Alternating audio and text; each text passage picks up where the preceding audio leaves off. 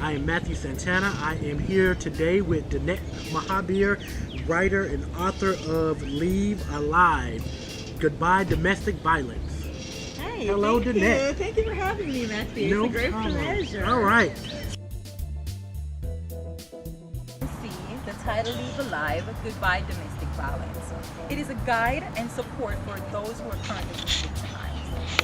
And so this book also contains Bible scriptures that will help to uplift one's spirit, strengthen, and encourage.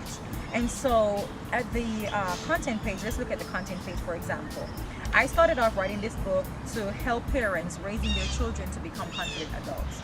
So raising up warriors, encouraging confidence, embracing differences and personalities, because we all have a different personality and we were made up differently to build up this nation. So it's okay to be black, it's okay to be white, it is okay to be and look different, and we need to start teaching our children from a tender age that it is okay, you are beautiful just the way you are, with your flaws, with your imperfections.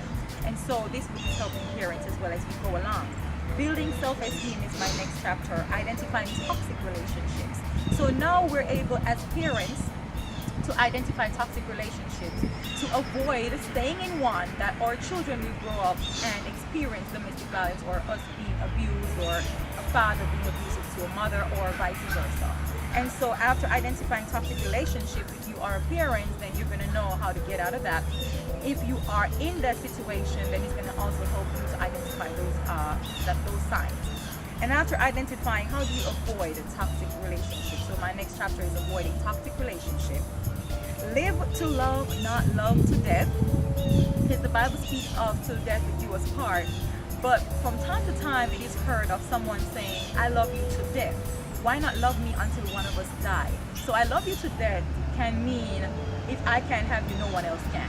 And so I wanted to make that clear and separate from what the Bible actually means. And so you can tell the difference if someone is just being jealous and if someone is being selfish versus if someone is loving you unconditionally as per the Bible scriptures. Exercising courage and bravery. In order for someone who's currently being victimized to leave a domestic situation, you have to gain and develop that bravery and courage to walk away. And it's not easy, especially when you're dependent on that person who is your abuser, and so much more. So it does take a lot of courage and bravery for one to be able to walk away. And so this book speaks about that in that chapter, exercising courage and bravery.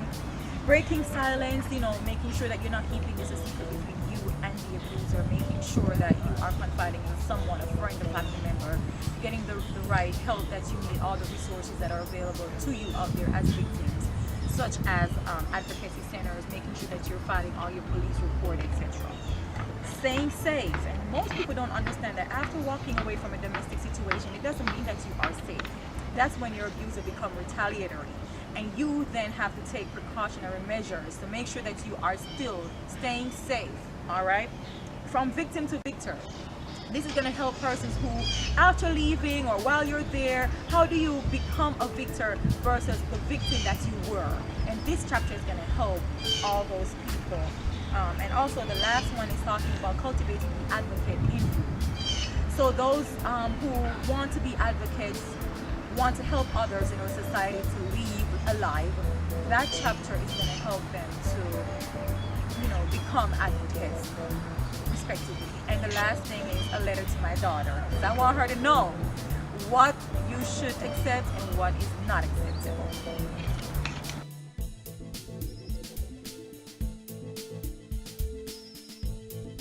I would say the hardest part of writing this book was trying to put the content together, because I wanted to make sure the content makes sense. I wanted to make sure that anyone that reads this book will easily understand the point I'm trying to bring across. So the hardest part, I wouldn't even say it's really hard, but it takes a lot of time and effort to compose all the content of each chapter of this book.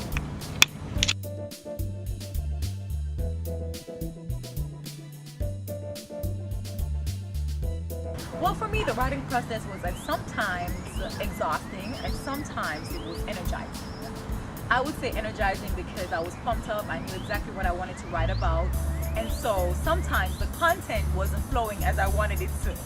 but I did have a concept and I did have a sequence. So after having the title of my book, I started working on the chapters. And though they weren't in a particular sequence then, that's my next step. After having all my chapters ready, I started putting them in sequence.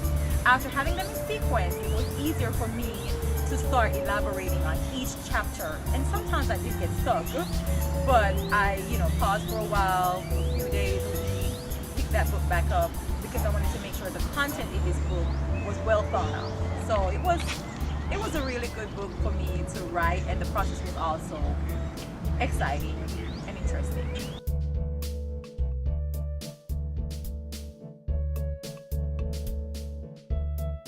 Well, I was inspired to write this book based on having the same experience in my past. I was a victim of domestic violence, now a survivor. And so I wanted to write this book because there were resources that were made available to me when I was a victim. And I wanted to create something a little bit different than just a book that you're reading, in the form of a guide with steps on how to get out if you are currently being victimized. So I was inspired by my own circumstances, my own experience.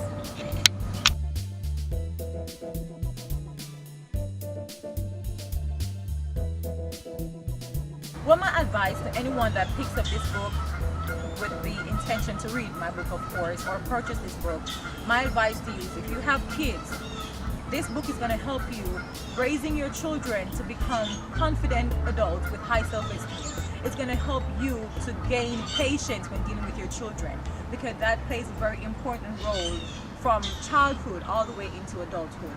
So many people today who have low self-esteem as an adult, the reason for that is because they weren't loved when they were growing up. They didn't get enough attention.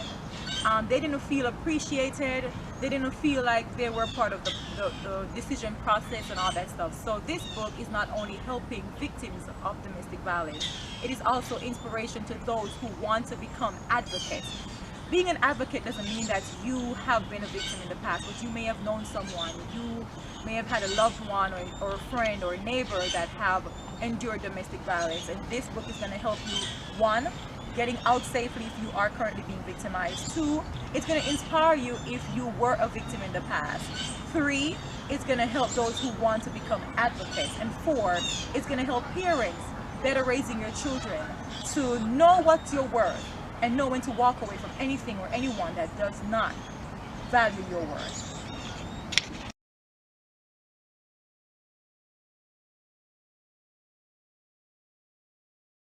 Leave Alive is available on Amazon.com, BarnesandNoble.com, AuthorHouse.com. So you can just log on to any of these websites and order your book. It could be shipped internationally. So get your copy today.